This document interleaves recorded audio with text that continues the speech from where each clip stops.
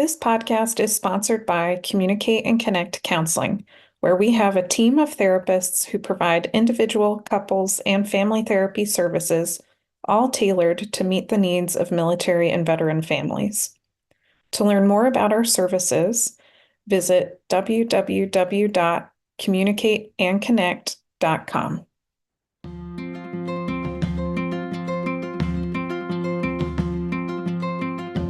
Hey everyone, welcome back to the Communicate and Connect podcast. This is episode number 53. It's part of our attachment series, and today we're focusing on how to regulate a dysregulated nervous system with our guest, Michelle Cantrell.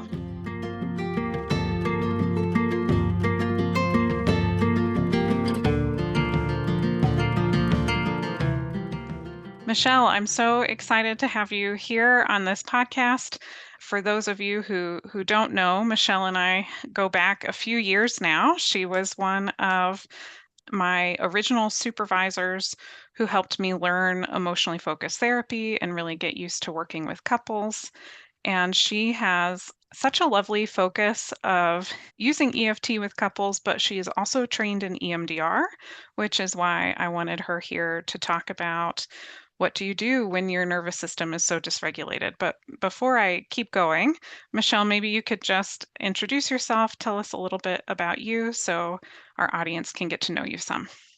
Yeah, thanks so much, Liz. And thank you for inviting me on the show. And I'm so excited to be here. And I'm really impressed with all the work you've been doing. And I think the messages that you're putting out around communicating and connecting is so important. And I love the work that you're doing.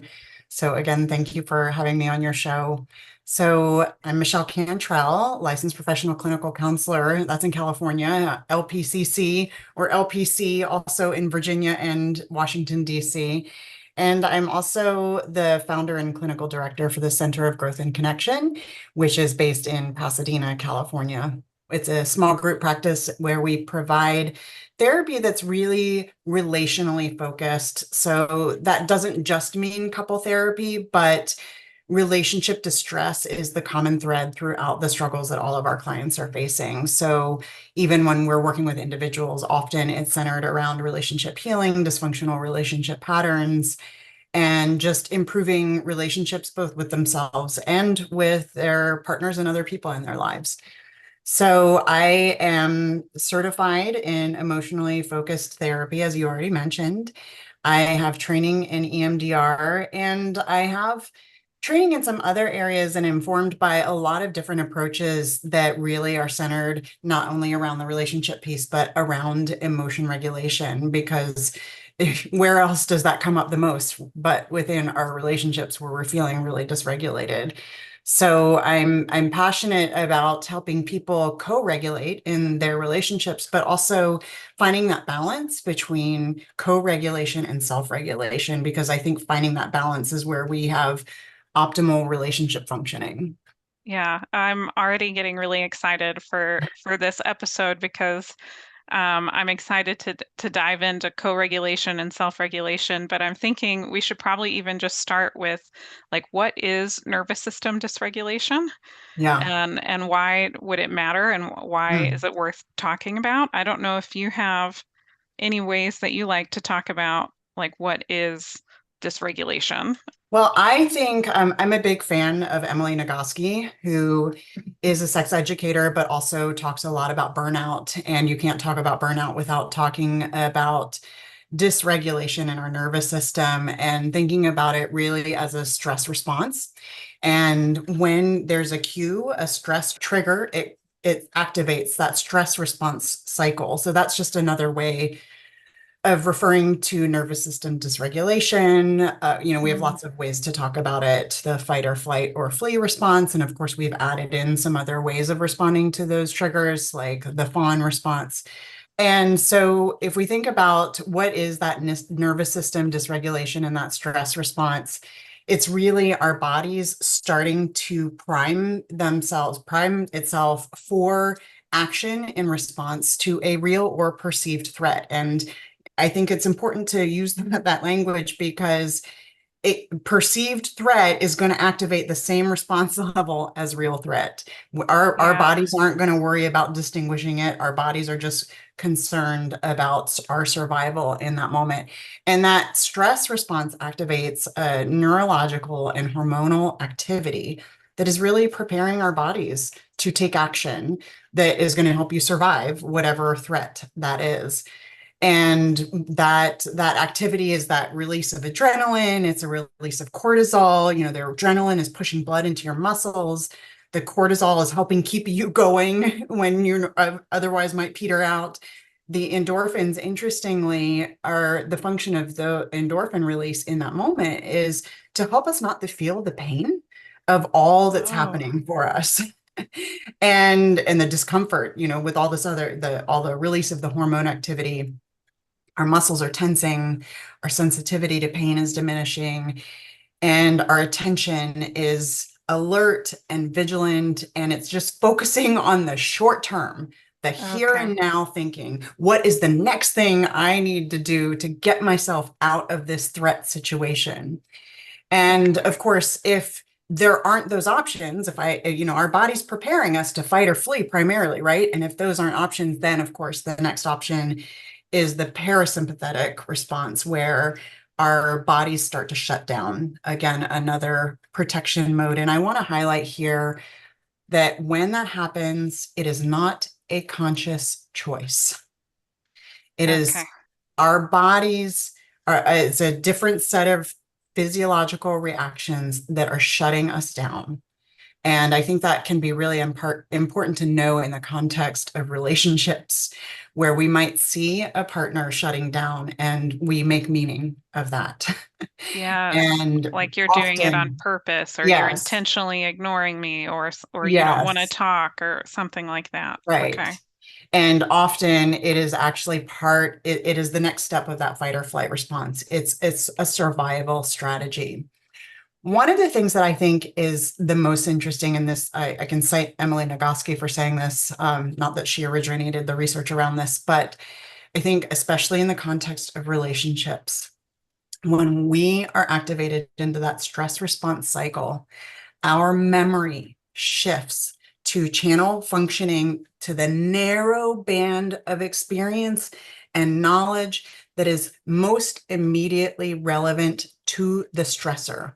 Now, if you think about our negative cycles Hmm. and how we get stuck in these patterns, these repetitive patterns of interactions with our partners, our memory is going to be focused on the times we've been hurt or harmed or in some way had a negative experience with our partner. We're going to have tunnel vision.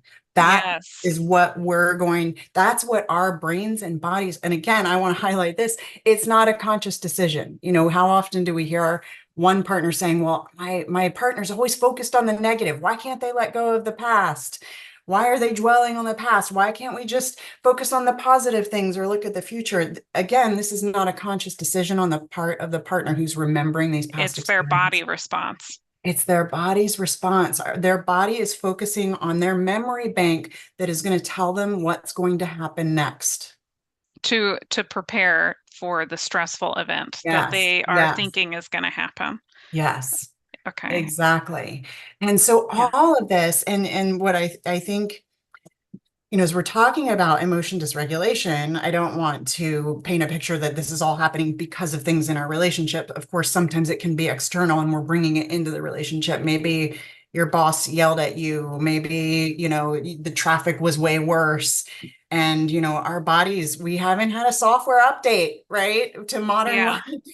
And our bodies are responding to things like that the same way they respond to being chased by a lion. Yes, I was just thinking that when you were saying that, of like when I hear people talk about fight, flight, flee, fawn, all of these things, they often reference something like being chased by a lion, where I have the stress response of there's a potential danger. I have my body focuses. I might not notice pain anymore because I'm focused on let me just survive this moment and get through this moment. And so what I'm really hearing is people's memories or what they start relying on in those moments when they're activated and they're stressed is what has gotten me through this before? What worked in the past to keep me safe from the lion? And in this Hmm. case, we're, I guess in the job example, if I have a series of a lot of negative experiences with bosses or employers, I might have a stress response to my boss when they say, like, oh, we have to do a performance review or something like that. And I Yeah. might have a similar stress response where I'm thinking, what got me through a performance review in the past? Mm-hmm. But it's a similar process, whether it's a lion, a stress response to a boss, or a stress response in a romantic relationship. Yeah. And if you think about it, that's where intermittent positive reinforcement might come in Yeah, terms of having a, if one or two times this way of doing things, this response worked, then I'm going to do it again, even if it's not a sure bet. yes. Yeah, that makes total sense, right? That we would do what seemed to work in the past. Yeah. Yeah, And exactly. even if it doesn't work in the new situation that I'm in, Hmm. that it would make sense we would all go back to what worked in the past. Yeah. I mean, our Yeah. bodies, we hear it so often in the couples that we work with, some version of one or both partners saying when we get stuck, it's here we go again. It's we hear that cycle that I've been here before. And that's our bodies remembering, right? And that's why, in the beginning of a relationship, you haven't been stuck in these patterns, but the more you get stuck in them, the more efficient we get at responding to them. It's that efficiency, instead of it taking, 3 hours to escalate, it might take 10 minutes or 5 minutes because that's the efficiency of our bodies and brains getting in that flight or fright, anticipating what's going to happen and responding before it's all even played out. Okay, so I'm thinking about how we can make sense of this in relationships. I Yeah. think I'm tracking like what is nervous system dysregulation. Mhm. And I think what I'm hearing is that the way it impacts relationships is that when I perceive something stressful between me and my partner, I go into this stress response and then Mhm. I react based on how I've learned to need to react to situations like that in the past. Mhm. Is there anything else that we should be thinking about in terms of like how, I guess, nervous system dysregulation might impact a relationship? Yeah, I think the other big thing to be aware of is when all of this is happening and our bodies and minds and systems are going into survival mode, blood flow is being directed away from the prefrontal cortex. And that's important because the prefrontal cortex is where we can access impulse control and emotion regulation. So the thing we need most in that moment with our partners, the emotion regulation, the impulse control that keeps us from saying horrible things to our partner or throwing a dish at the wall or whatever it is, we've now lost access to the part of our brain that's going to keep that in check. And again, it's not, I want to keep emphasizing most of the time, these things aren't conscious. They are Yeah. automatic, physiological, survival based responses. And so then if that's happening when our prefrontal cortex goes offline, and we're now trying to engage with our partners, we are doing so from that dysregulated place. And it's hard to slow things down, it's hard to focus on having an interaction that's not going to be from that fight or fight place. Yeah. Yeah. And then I'm just thinking, well, I guess I'm thinking if I'm in fight or flight, if I'm coming out with fight, my partner might struggle to respond to me if I'm in a fight stance.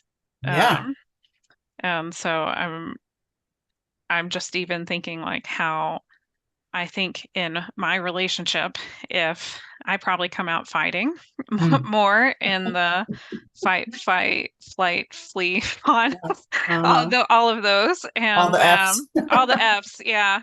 And I was thinking, I think I would put money on it that would probably create a stress response for my partner. Yeah, right. So Exactly. And then now you're both locked in that cycle, right? yeah, which would be very hard, I guess, to calm down, to get, Hmm. well, we said, I guess, re-regulated or Hmm. become emotionally regulated, especially if we're both in this dysregulated spot. Yeah. So I guess that takes me to, do you have any tips for how to regulate when it feels like your nervous system is dysregulated? Yeah. And I have, what I like to do is I like to think about all of this in the context of having a toolbox, not one Yeah. tool.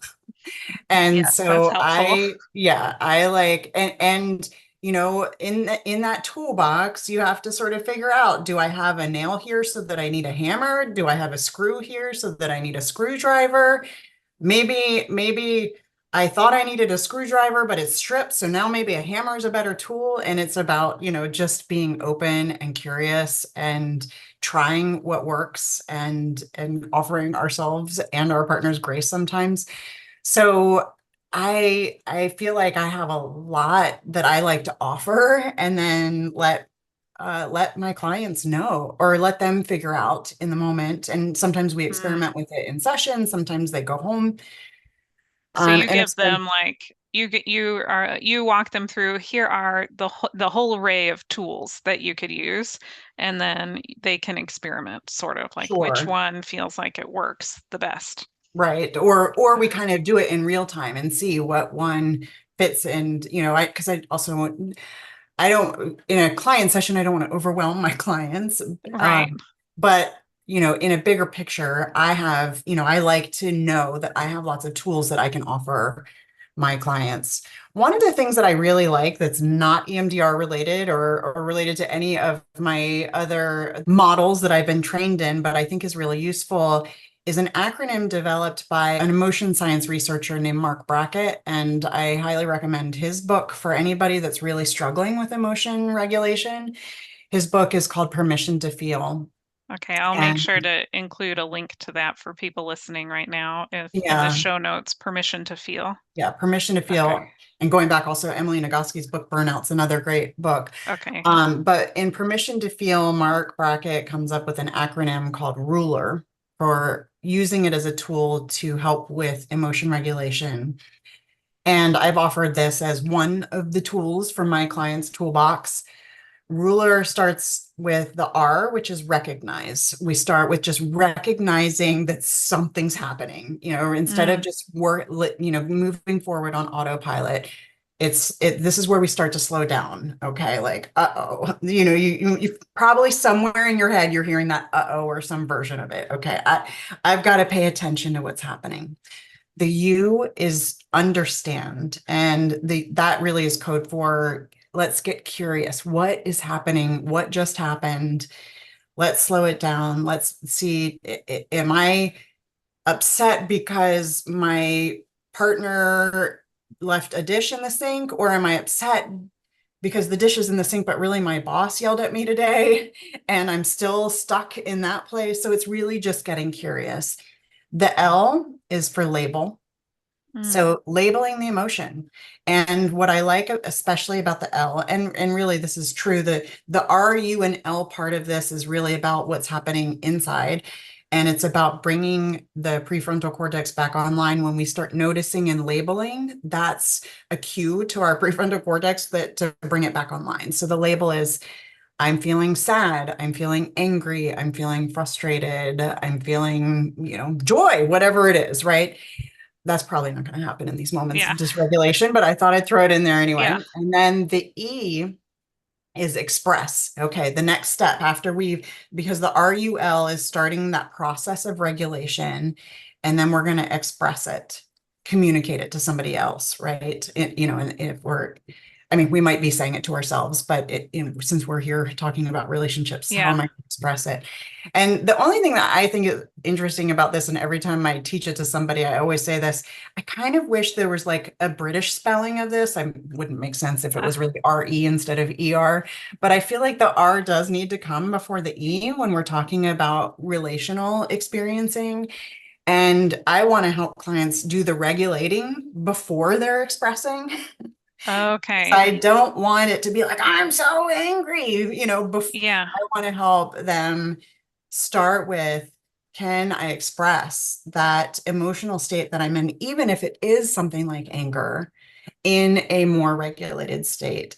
And this is where we want to manage that co-regulation versus self-regulation, because Yeah. it's going to be really hard to get some of that co-regulation that we need from our partners if we're totally dysregulated in sharing our emotional state.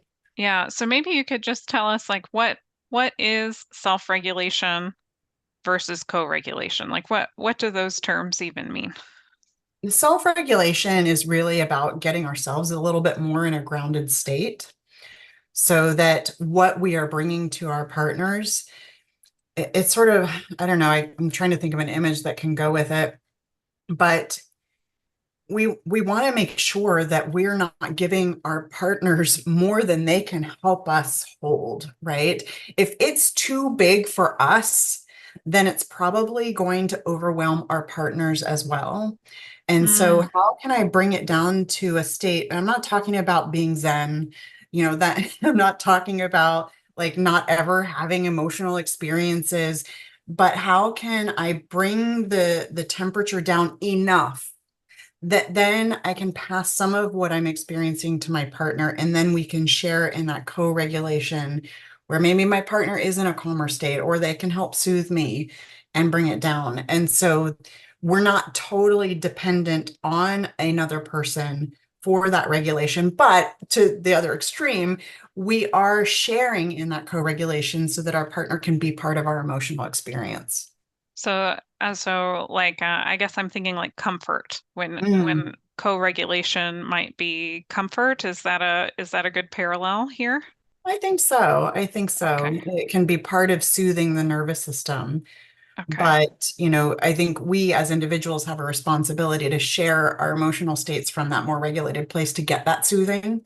Yes, I was just thinking that I really love that you're saying that Mm. right now, Michelle, because I think so often, especially even when I can just say it from my own experience, and I think a lot of people can relate to this, is that sometimes my emotions feel so big, like they feel like I can't hold them on my own, and I so Mhm. badly want my partner to somehow be able to help for somebody to be able to help when they feel Mhm. so big. And so what I'm hearing is if it's too big for me, it's also going to be too big for my partner, and I think, that's okay. yeah, I think Uh, so. yeah. I think Uh, so. And yeah, go on. well, I guess I was thinking, so then it's twofold. Like if I have to be able to, I guess, hold my own emotions. I don't really know the right phrasing for this. So maybe you can help me help me Yeah. with it, Michelle, as I'm putting these thoughts together, but that I somehow have to learn to be with my own emotions in such Beautiful. a way that they are, even if they're incredibly painful, they don't overwhelm me to be feeling them. Mm-hmm. And then I can, when I'm in a place where it doesn't overwhelm me to be feeling, Mm-hmm. then I'll be maybe more successful or at getting comfort from my partner or getting Yes. support from them when I feel like I might need it.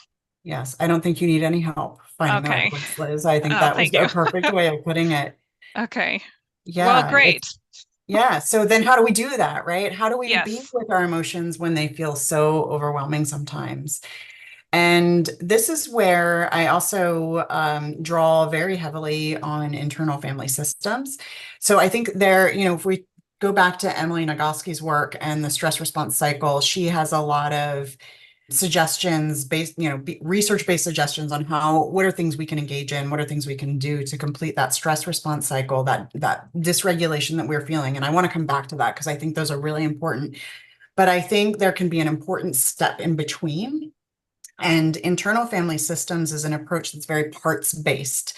And the assumption that we all have different parts, and a lot of times different parts have competing needs within ourselves. And if our parts aren't tended to by us, then they can get really loud and they can show up in a way that we experience as dysregulated. And so when we start to use that parts language and we go back to like ruler and labeling, I think it can be a way to help that regulation process start to kick in. And so just like when I said we label emotions, we can also break it down a little bit more and say, a part of me is feeling really angry right now. A part of me is feeling Mm, really overwhelmed right now. And what that does is it gives us enough distance in ourselves from that part to then allow us to approach that part with some curiosity and some gentleness. Okay, well, I notice I'm feeling really angry. What is this part needing from me right now so that it won't overwhelm me? Or maybe I can even use that to express to my partner rather than I'm so angry. We can say, oh, a part of me is feeling really angry that you just left the dish in the sink. Right. And I don't know hmm. why I'm picking on dishes in the sink, but um, Yeah, I pick on dishes in the sink all the time. So I feel like it's a common yeah. stress response cycle for Right. many people. So, Right. And then yeah. that goes into the meaning, which is why I don't want to jump ahead to some of the tools in the toolbox. Sorry, I'm using air quotes when there's just going to be an Yeah. audio here, but I think we can't disregard the meaning that our parts make in these moments because then if we disregard meaning, we might pick the wrong tool to help regulate, right? Mm, And if I think about what for many people, when I've heard, because as probably the same for you, Liz, that issue actually does show up in couples therapy. The meaning that gets made is you don't care about me. I'm working all day. I cook dinner. I leave to take the kids to gymnastics class and I come back and the dishes are still in the sink and you're sitting there reading the newspaper. You don't care about me. hmm. And so if we start to understand that there's this part that's really activated by seeing the dishes in the sink and codes that as you don't care about me, we can start that regulation process where I can talk to my own part and say, you are really important, and Mm, start addressing that part in our relationship with self and relationship with that part. And so I just want to tie that in there before I offer some of the other more kind of technical um, things, activities you can do to complete that stress response cycle, because I think that meaning making is so much part of what activates the stress response cycle. It's not the dish in the sink that right. activates the cycle. It's the meaning that we make of the dish in the sink that activates the cycle. Yes, I love what you're sharing. That it reminds me of like some of this is a long time ago now, like many, many years now, but I used to have some friends who were very into self-compassion, like mindfulness work and Mhm, self-compassion work. mhm, And what you're sharing reminds me of that, of like, mhm, can I almost comfort myself? Can I, they would say like to put my hand on my chest or mhm. to put my Yeah. hand on my face and hold my face and say like, yeah, this hurts, or Yes. this is really painful, but I think you're valuable, or I think you're important, Yes. and sort of talking in a comforting way to, I guess, to that part that you're describing. Yes. Yeah. Kristen Neff's work with Yeah. self-compassion, and she talks about how the cue for the stress response cycle, and I'm kind of merging language here, but the cue fires the first arrow at us, and then we fire the second arrow at ourselves by the Mhm. meaning that we make of it. And so, and as we're talking about this, Liz, and thinking about the self-regulation piece, I want to be clear that I'm not saying that we're just going to use that to excuse our partner's behavior or to silence ourselves and our needs. But instead, soothing ourselves first by saying, yes, this is hard. I'm here. I love you, to ourselves.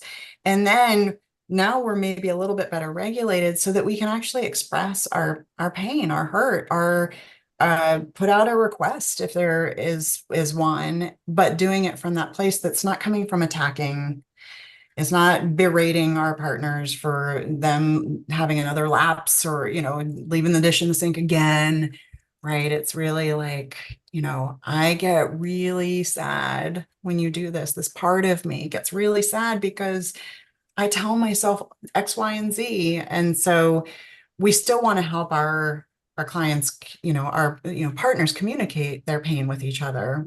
This is not about silencing that, but Yeah. it's about, again, that self-regulation piece first, and then we go into the co-regulation. So I want to be cognizant because I do have, lots of other sort of more kind of concrete things that people can do for that self-regulation piece. Do Yeah. you want me to switch gears and kind of go into some? Yes. Yeah. Yeah. Tell us. I'm sure that's going to be really helpful. So because you had brought me on the show to, because of my background in EMDR, I'd be happy to start with one of the things that we do in EMDR in preparation for memory reprocessing, which is what most people think of with EMDR, is we do what we call resourcing, which is really about helping us self-regulate, right? Because in essence, the memory reprocessing phase of EMDR is exposure therapy. It's asking our clients to go towards this painful memory that they put a lot of effort into avoiding. And so Hmm. we want to make sure as EMDR practitioners that we are helping somebody feel resourced enough that they can tolerate that experience. And so one of the things that we do is we have an exercise called safe place. It can be safe place or calm place.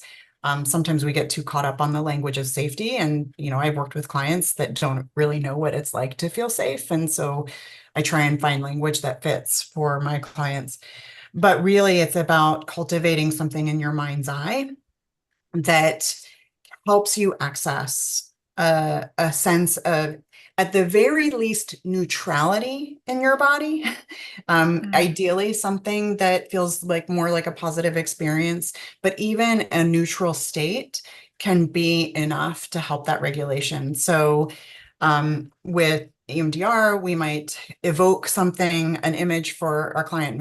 They come up with the image on themselves for by themselves, and then we just help flesh it out, right? When you Okay. describe, it might be, one person, it might be a scene on a beach. And so I Okay. might ask them, okay, tell me what you see. Is there anybody with you? And if there's anybody with them, I am very careful about if that relationship could contaminate that safe place. So, if it's like it could be a deceased relative that really loved them, that would be a little bit safer. Like, probably don't want your partner in your safe place because Yeah. that can contaminate it. But you flesh it out with the senses. Okay, what do you see? What do you smell? Is it like some people like to be on the beach on a cool October day. Some people want to be there and they feel the sun baking their face. And so you're really using the five senses to make that image come alive. And then in EMDR, we then use a slow bilateral stimulation to help what we call install the image. And so if you're on your own, you can do bilateral shoulder tapping. You can put a Okay. hand on each knee and do bilateral tapping. There are apps that you can use that have visual bilateral stimulation, audio bilateral stimulation. But for installing Safe Place, you want just really slow, short sets, maybe like 5 taps. And you just do that a couple of times. And it can be a way to start accessing in your mind's eye uh, a, a place to go. And Yeah. Like a it's, mental place that I can um, go to this mental place inside of me, sort yes, of, that can feel calm in yes. that. Um, room, I guess. I'm thinking of it as like a room in my mind. Yeah, yeah, I think that's a So, good way of putting it. And okay. it's not, I think it's not that, I don't know that I've heard this comparison, but it's not that different from some concepts around transcendental meditation, which is founded on the idea that all of us have access to a place of calm inside of us. And Mm, the imagery that they use is like, if you think about the ocean surface, sometimes there are big waves and sometimes it's calm, but at the bottom of the ocean, it is always still. And so we, doing that safe place, or we want to find other ways to help people find that place of calm that I think, and, these practitioners think we all have access to inside of us. yeah. Oh, I love that. So then if I just move on to some of the recommendations that Emily Nagoski talks about in terms of, just really how do we complete that stress response cycle? Here's Mm, the big one. Physical activity is the number one way to complete the stress response cycle. And if you think about it, it makes sense because that stress response cycle is getting activated because our bodies think we're being chased by a lion. And if we were being chased by a lion, we would be running. We would yeah. be fleeing. We would be working all of those hormones that have been released in our body out through that physical activity. If we don't do those hormones stay in our body unless we can complete that cycle. So physical activity is the number one way to complete the stress response cycle. But I want to encourage people to not hear that and think, oh, I need to exercise. Because physical activity and exercise are similar, but not the same thing, at least Yeah. as we have connotations around it. Like And I could jam out to my favorite song in my bedroom, and that would be yes, physical activity versus like yes, push-ups, which I don't want to exactly, do. exactly. Moving Okay. your body, finding some way, and if you can do it in a way that brings joy, even better. Dancing would be a great Yeah. one. Um, as I was thinking about this, I was thinking, well, what are some things that we could do to make it relational too? And, if I'm thinking about, a couple who might be struggling, maybe it's you each take a walk separately. It could be we're going to take a walk together. It Yeah. could be we're going to take a walk together and put on pause this thing we're talking about. It could be that we are going to take a walk together and use the bilateral stimulation that comes from walking because your legs are, engaging in that bilateral stimulation. That can be grounding enough that maybe you can have those conversations. I've actually had some great therapy sessions that have been walk and talk therapy sessions. Yeah. And I think that in and of itself can be regulating enough to talk about some challenging things. And so in that case, I would encourage partners to just feel it out and see what fits for them. But that physical activity, that's going to be the number one thing. After that, we can look at a lot of other options. Breath work. I mean, most of these aren't going to be Mm, new to anybody who is in therapy, but I'm going to repeat it all again because it's yes. important. Breath work. It can be just really long, slow, deep breaths. The thing about when we are in a state of automatic nervous system activity, there is nothing about our autonomic nervous system that we have any control over except one thing, our breath. We can't control our perspiration, our respiration, our digestion. We can't control it, but we can control our breath. And so when we are in that activation, our breath becomes shorter, right? We take more Hmm. shallow breaths. So when we can take long, slow, deep breaths or engage in square breathing, 4 seconds in, 4 seconds out, 4 seconds hold, I'm shortening it here, but when we start controlling our breath, it's a way to use our body to send a signal to our brain that we are not in threat. Yes, I like this. And I'm even thinking like if a conversation was starting to get tense, like Mm, this would be such an easy thing. yeah. I know people talk about timeouts, Mm, um, mhm. but we can just have like a breathing Yeah. timeout Yeah. together or Yeah. something if needed. And Liz, that's a great idea. And this might feel maybe a little bit corny or hard to do with two people who are in distress, but dyadic breathing, where each partner is matching the breath of their art. You're paying attention and you're aligning your breath. So you're both inhaling at the same time for the same amount of time. You're both exhaling at the same time for the same amount of time. And that dyadic breathing can be a really great way to find that balance between that self-regulation and the co-regulation. Yes, I really like that. Again, I think if I'm in the stress cycle, it might be hard for me to do that, Yeah. but I Yes. I if I could, if I was on the lower end of the stress, I might be able to do it, and I could see how that would feel really connecting versus disconnecting, even though we're having some sort of conflict or hard conversation. Yeah, exactly. And Yeah. then here's another one that also might be hard to do with your partner if the distress is with your partner, but affection. So Mm, famously, the 6 second kiss or the 20-second hug. You're probably not going to do the 6 second kiss with somebody who's not your partner, although you may. But a 20-second hug can be with a friend or a yeah. family member who is safe and you trust. So it might be like maybe your partner, maybe the distress isn't because of something between you. Maybe again, going back to your boss yelled at you and you're feeling upset. Maybe then coming home and having that 6 second kiss can be part of that self-regulation and co-regulation. And then just Hmm. more generally, positive social interaction is another way to complete that cycle. So, if it's not going to be with your partner, maybe it's calling up a friend and just feeling that connection.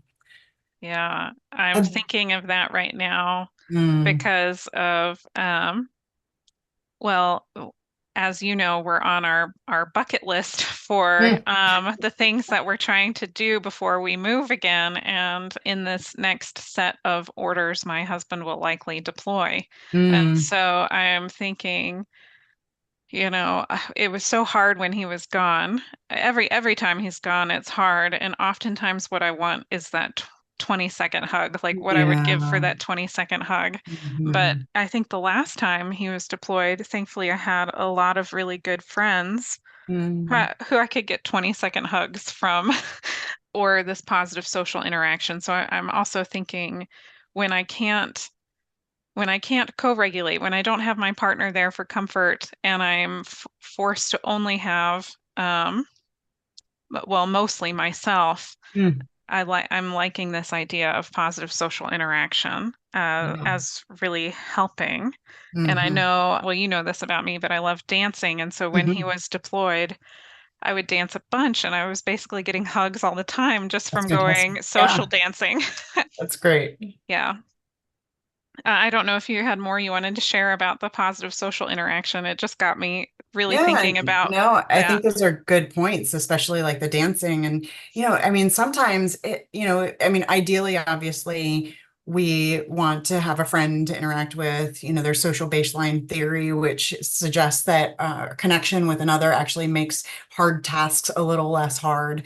And so, there's a lot of scientific evidence that shows how important those connections are. But short of that, maybe, if you're new to a city and you don't know anybody, maybe it's just going and being around bodies. We are social creatures and we need to be around bodies. That's why Yeah. we know that COVID had such a horrible impact in the way that it did. So, just finding Yeah. finding people to be around. And then another one is a good old fashioned cry that, I think being able to just have that release. I mean, there is a release Yeah. that comes from crying. And I once heard this great interview. I think it was with the producers or writers. I can't remember now. It was a while ago. Who created Hadestown, which I've not seen yet, but one of them, the interviewer was saying, "Oh gosh, that this one song just made me cry." And the guest said, "I don't believe music makes you cry. I believe music lets you cry."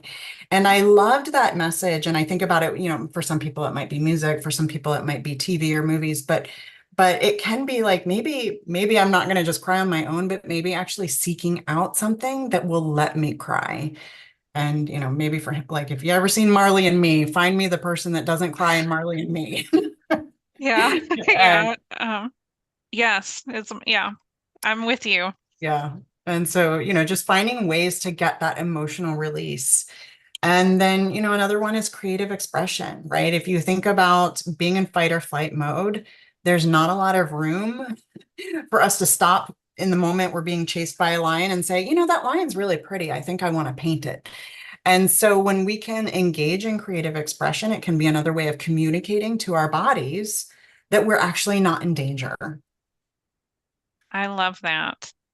I have I've yet to do this, but I would love to do like art therapy one day. I remember Mm-hmm. um like I remember how helpful that was when I was going through a grief process to paint and draw and stuff. And so I love that that's, I guess, included in this list of what can be really helpful to help regulate and move from a stress response back to a, I guess, a more neutral response. Right. And remembering in the process, it is not about the product or the outcome. Because I think a lot of people might not do that because they're like, well, I don't know how to paint. Doesn't Oh, matter. yeah. Doesn't matter. I Yes. don't. The goal is that regulation piece. The goal is to access parts of your brain and bring on, kind of get that balance again between sympathetic and parasympathetic activation. It is not about making the prettiest painting or Yes. playing an instrument perfectly or whatever it is. That is a good reminder. Mhm. Some of us may or may not be recovering perfectionists that sometimes don't engage in some of these things because they don't like the outcome. Yes. Yeah. Yeah. Well, I'm thinking you've given us so much, Michelle.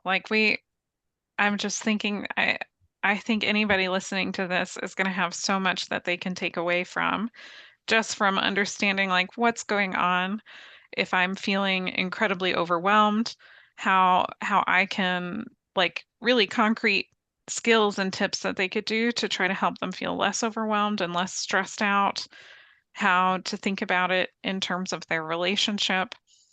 I'm wondering if you have any like final words of wisdom or final tips or takeaways for people who might be listening, that you'd really want them to know. Yeah, I think just as you're working on that co-regulation piece and the self-regulation, first of all, again, coming back to the perfection piece, nobody's going to be perfect. Yeah. And I'm a big believer in do-overs. And and either sometimes I might say something and I hear myself say it, and then I think, oh, that came out completely wrong. Can I please try again? Or if my partner says something that lands wrong, giving our partners the benefit of the doubt and having an opportunity for a do-over, knowing none of us are going to get it right all the time. So that's a big thing I'd love to send your listeners home with, so to speak, Yeah. and really doing our best when we are feeling our hurt to express it without assumptions or judgment about our partner. Because at the end of the day, no matter how well we know our partners, we still have no idea what's happening on the inside for them. And we make all Mm, kinds of speculations and conjectures. Well, you must not do that because you don't love me, or whatever it is, or you must not do that because you're lazy. That is including a judgment rather than saying, here's the thing that happened and here's what I am feeling right now. Simple, simple words like I yes. am sad, not, and I see this all the time, especially when couples come in the beginning and we ask them to try and focus on what they're feeling. Well, I'm feeling my husband's a jerk. Yeah. Facts versus opinions. Right, right. And no Yeah. feelings in that at all, right? Yes. And so it's starting that practice of going inward and looking within before you start with the between. I love that. Go inward before you start with between. Hmm. Yeah. Okay. Well, I'm so grateful that you were willing to come on this podcast. I'm thinking there might be people here who are in maybe in California where your practice is, or maybe in another state where you're licensed in, that they might be interested in learning more about like your services or how to find you, or if they have questions. How could someone go about working with you if they wanted to? Yeah, the best way I can be found is at our website, my practice website, which is Center for Growth and Connection.com, which I know is a mouthful, but at least it's easy to remember. That's the name Yeah. of the practice. Without the, it's just Center for Growth and Connection.com. And there is information about myself as well as my team member and the areas that we specialize in and anything else somebody wants to learn about me. Okay, great. I will be making sure to include links to that in the show notes for anybody who wants to work with Michelle. And if I'm just remembering, it's California, Virginia, and DC Yes, that's are correct. okay. Yeah, great. Well, thank you so much All right. for Yeah, being thank here. you, Liz. It was fun. I know we kind of went over our time goal. I just get really jazzed up about this stuff and I could talk about it all day long. Yes, yeah, that's totally fine if we go over time. Just so glad people will get so much from this. Well, thank you. I appreciate it, Liz.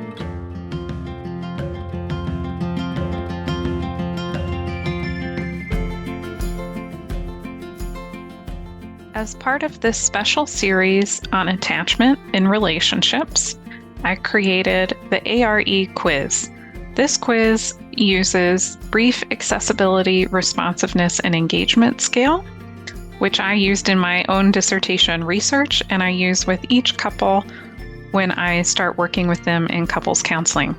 This quiz helps you and your partner know how secure your relationship is, the level of distress you're in, when you should be considering marriage counseling, and what sort of behaviors you both can work on to help promote the security of your attachment bond. Make sure to check out the show notes to download a copy of the quiz.